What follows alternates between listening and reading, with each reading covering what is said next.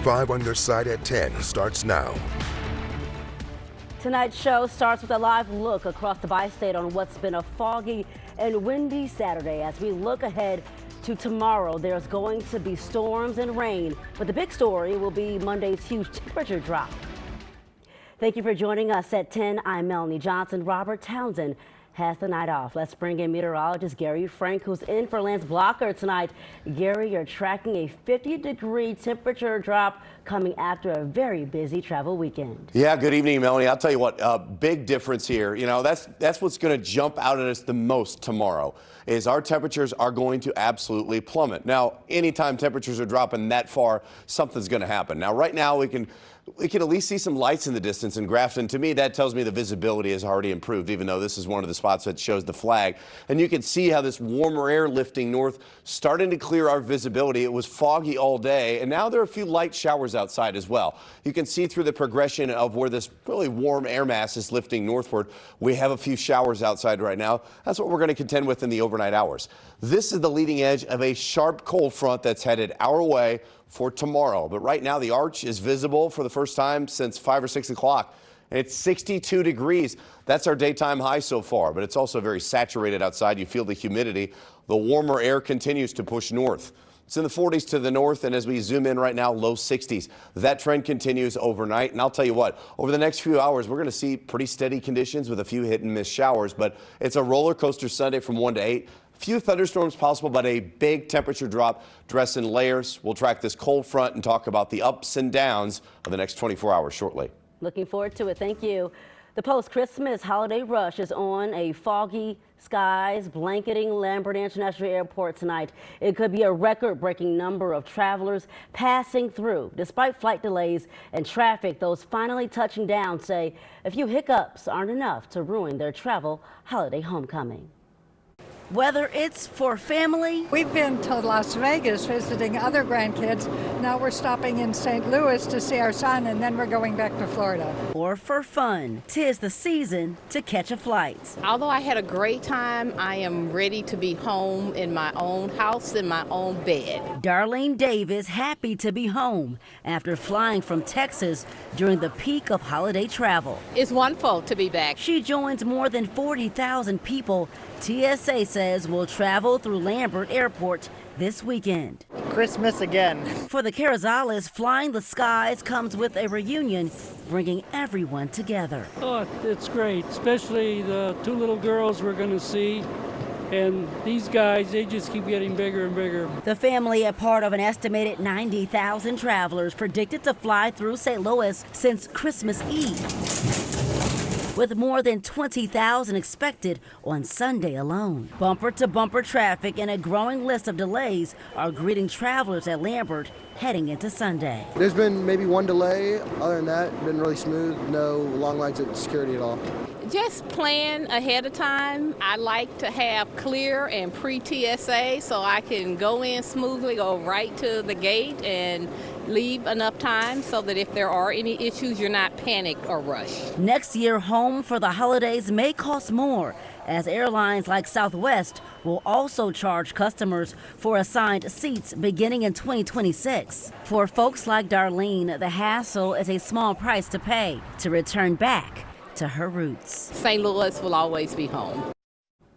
A watchful eye also on the roads this holiday weekend as Missouri Highway Patrol is beefing up patrols to stop impaired driving. We also know more than 109 million drivers are expected on the roads this year thanks to lower gas prices. AAA reports national and local gas prices are below $3 for the first time in 4 years.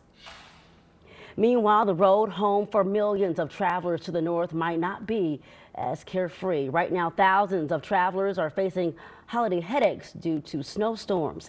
Thousands of flights to the northeast were canceled or delayed today. Jen Sullivan has the details. A massive winter storm slamming the Northeast, dumping several inches of snow in major cities like New York, crippling travel. This is the most significant snowfall New York City has seen in years. Central Park measuring more than 4 inches of snow Saturday, according to the National Weather Service. Some parts of Westchester County seeing more than 6 inches of snow. A state of emergency declared in all 21 counties in New Jersey ahead of the storm. Officials warning people to stay off the roads. If you must travel, use public transportation. The heavy snow blanketing roadways and turning New York's LaGuardia Airport runways into an icy mess. The New York metropolitan area's 3 major airports are among the hardest hit. I live in Las Vegas, so we're not used to this. It was delayed and now it's on time again. More than 4,000 flights nationwide were delayed Saturday morning and nearly 800 were canceled, according to FlightAware. This comes ahead of what is expected to be the busiest travel day of the holiday season. The Transportation Security Administration predicting close to 3 million travelers on Sunday. While the snow was a headache for many, some took advantage of it and had some fun. We used to make snowballs, but we don't do this anymore. The plan is go shovel, go make some money. Jen Sullivan, 5 on your side. Happening right now, police are investigating a woman found dead in O'Fallon, Illinois.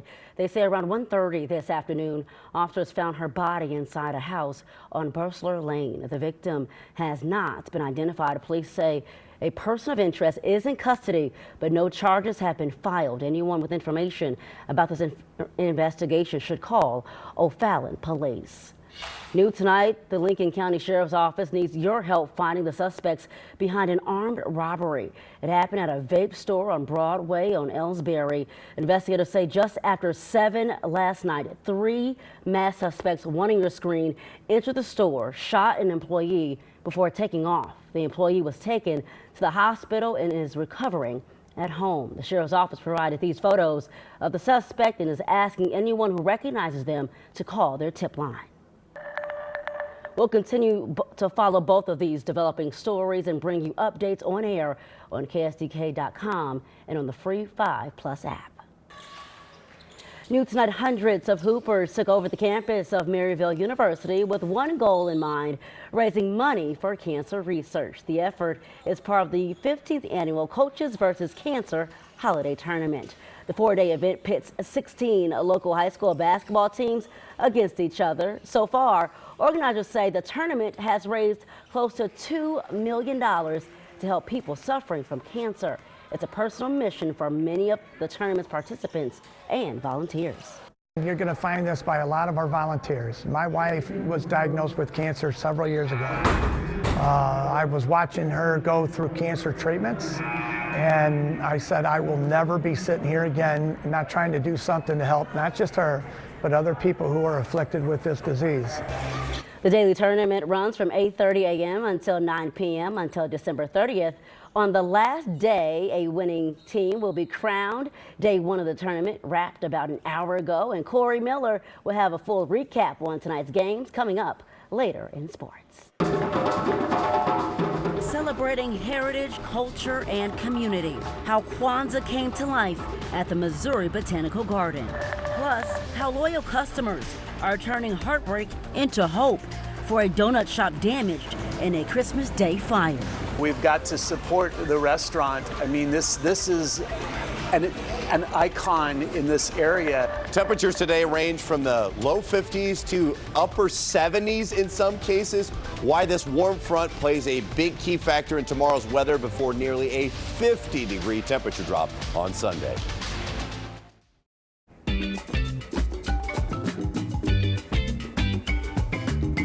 It's day 2 of Kwanzaa, the annual holiday celebrating African American heritage and community. Today, people across our region celebrated the holiday at the Missouri Botanical Garden.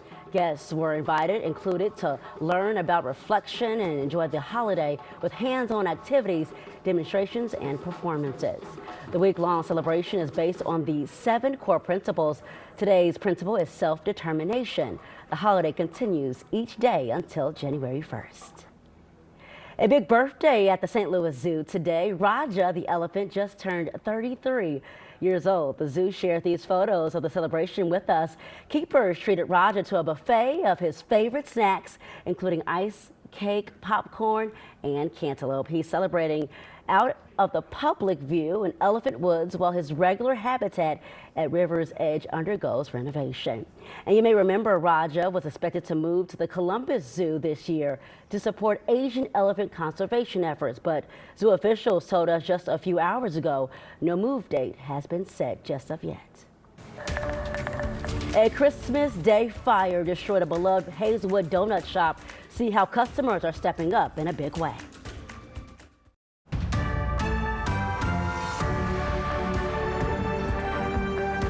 Happening right now, a popular donut shop in St. Louis County is trying to recover after a fire knocked down its location in Hazelwood on Christmas Day. Luckily, Tony's Donut Shop and Cafe still has its original location in Maryland Heights. And since the devastation, it's seen a surge in customers. 5 on your side, Travis Cummings shows us how a sweet tooth has turned into support. Lines from the door to the counter and cars wrapped around the drive-thru at Tony's Donuts and Cafe in Maryland Heights this weekend. It's a sugar rush George Badra and his family are leaning on after tragedy struck on Christmas Day. Now we're getting more customers from the other location.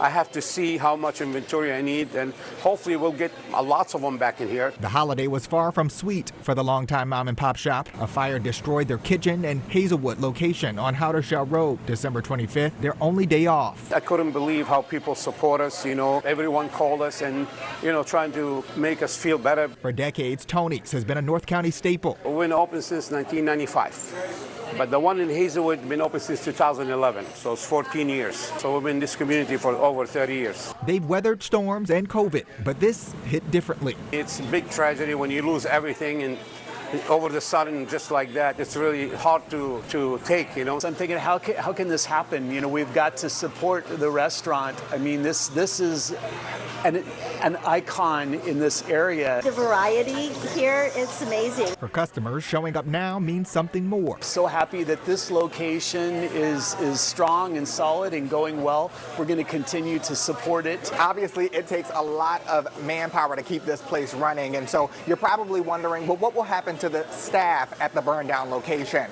George tells me there's a plan to support them too. Some of them we're gonna use, rotate with other employees here. So we're trying to use them all that way they don't lose their jobs, you know what I'm saying? And also we have a GoFundMe for them. For Tony's, the road ahead may be long, but the support is already rolling in. It's hard to take, it's really, but we're happy to see the community all come along and help us out. Travis Cummings, 5 on your side. Meanwhile, the Hazelwood Fire Department is still piecing together what caused this fire. If you would like to support the impacted employees, we have a link to the store's fundraiser in this story under As on TV section on KSDK.com. Tonight, another developing story. We have good news for pizza lovers in our area.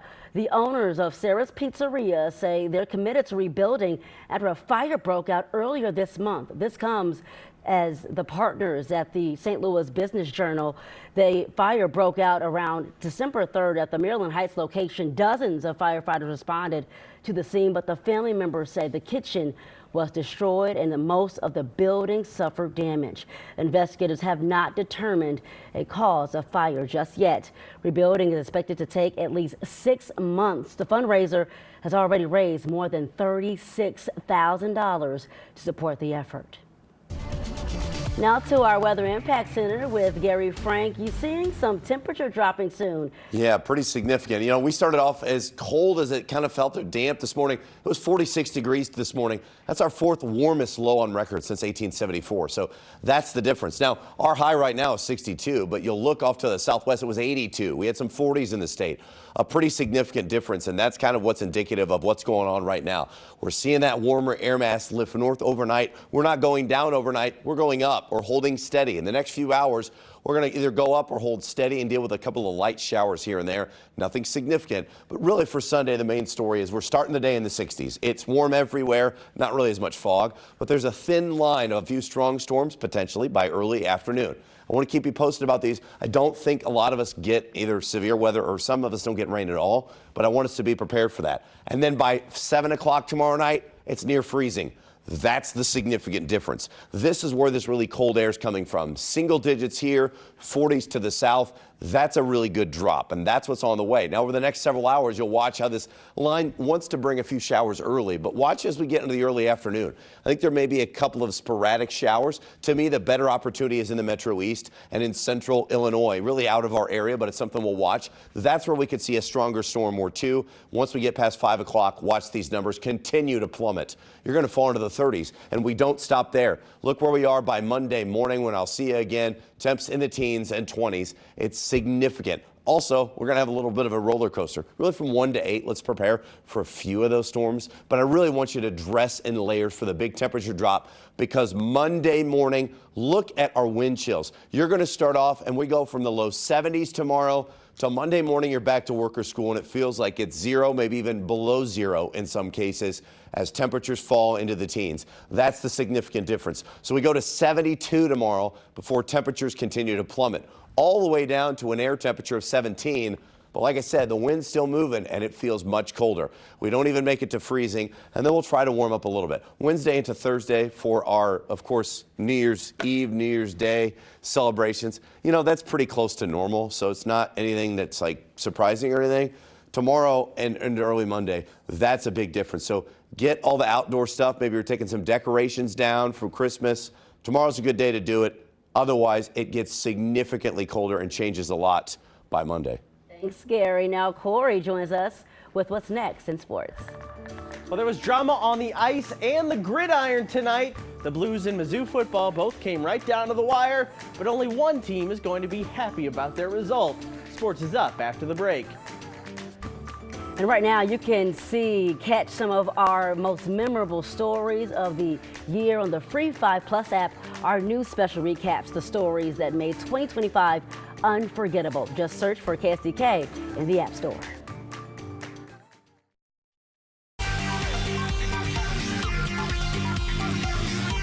This 5 on Your Side Sports Report is sponsored by FanDuel Sportsbook.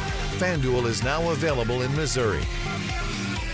There are 19 games before the Blues hit the Olympic break. 19 chances for them to prove they can make a run at a playoff spot. The stretch started tonight against the Predators, who had outscored the Blues 12-4 across their 2 previous meetings this month. Welcome back to the lineup, Jordan Kyrou and Jimmy Snuggerud. 2 big returns for the Blues tonight. And the note would strike first. Braden Shen gets a tip-in on the power play for his 700th career point. 1-0 Blues in the first period. Tied at 1, first period winding down when Pavel Buchnevich tries to pass. It's deflected back to him, so he just decides to score instead. 2-1 Blues. Then Buchnevich would come through with some insurance in the third. Great move to beat UC Saros to make it 3-1 Blues. The place is rocking. Preds got one in the third and then almost got a game-tying goal at the buzzer, but Joel Hofer stands tall. Hofer stops 29 of 31 shots as the Blues hang on for a nice 3-2 win over Nashville. Believe it or not, in the history of Mizzou football, they have never won a bowl game 3 years in a row. They tried to do that tonight against Virginia in the Gator Bowl. It was a dramatic night in Jacksonville. True freshman Matt Zollers gets a bowl game start at quarterback with Bo Prabula portal bound. Zollers' parents actually started the day watching his brother in a bowl game for Pitt and Annapolis and made it to Jacksonville to watch Matt tonight. It's a long day. Tigers started their day with a bang thanks to their stud Ahmad Hardy. Big run to start off the game. You simply can't tackle him, folks. Hardy'd have 89 yards tonight to claim the Tigers' all-time single-season rushing record. His backfield partner, Jamal Roberts, finished off that opening drive for a touchdown, 7-0 Tigers. Special teams problem persist for Mizzou. Another missed field goal. It was just 7-3 Tigers at the half. Second half, Virginia goes ahead on this direct snap TD from Harrison Whaley, 10-3 Cavaliers. Fast forward now, final drive, Tigers down 6. Zollers forced out of the game because of head injury concerns on that play. In comes walk-on QB Brett Brown. 1 play, 7 seconds left. He throws a great ball, but Daniel Blood just can't corral it in the end zone. Cavs finish off the 13-7 win in the Gator Bowl. Mizzou finishes the year 8-6. High school tournament hoops, coaches versus cancer turning at Maryville to Smet and Melville. Spartans may be the favorite to win this tournament, and they look like it today. Jordan Boyd, tough finish and won. Panthers trying to hang tough. Tariq Barmovich sinks that from the top of the arc for a Melville bucket. Everybody was clicking for DeSmet. Will Folk into the lane. Nice lay-in. Then it's Boyd who's going to spot it from behind the arc to drill the triple. DeSmet goes on to win big, 88-42 to advance. Girls hoops, Don Mauer tournament at MICDS hosts Rams facing Kirkwood in the semifinals. And Jordan Haywood is the leading scorer in the area for a reason. The MICDS forward has some moves. Look at that step back jumper, that's good. Then she's going to hit from long distance for 3. Haywood's averaging over 26 points a game this season. Kirkwood hanging tough, Addison Redmond. She connects for 3 for the Pioneers, but the Rams would defend home court. Rhea Obanegbo, fast break, hoop, and the harm. MICDS wins 57-48. Mascoutah tournament, 2 of the last 3 2A state championship winners on the girls' side in Illinois. Nashville facing Mater Dei, and the Hornets have a dynamic duo. Samantha Brickman hits the triple. We'll see her sister soon enough. In between, Amelia Beer gets the bucket and the foul for Mater Dei. Then it's back to the Brickmans. This time, Summer gets the 3 as Nashville wins 64-48. They'll face Breeze Central for the title in that tournament tomorrow. Back to Maryville. More coaches versus cancer tournament, always a packed house. Westminster and Summit matched up this morning. Westminster on the break. Brandon Gibson finishing off the pass from Will Powers. That's good. That's going to be Owen Ring. It's good for a 3 in the corner for the Wildcats. Going the other way, Andrew Moser going to end up cleaning up this shot right here for a bucket for Summit right before the final buzzer as Westminster advances with a 74-42 victory. And that will do it for sports. A lot of hoops tonight. Corey, thank you. And that's all the time we have for 5 on your side at 10. Saturday Night Live is next. Start your day with Today in St. Louis beginning at 6 a.m. Have a great day and a better tomorrow.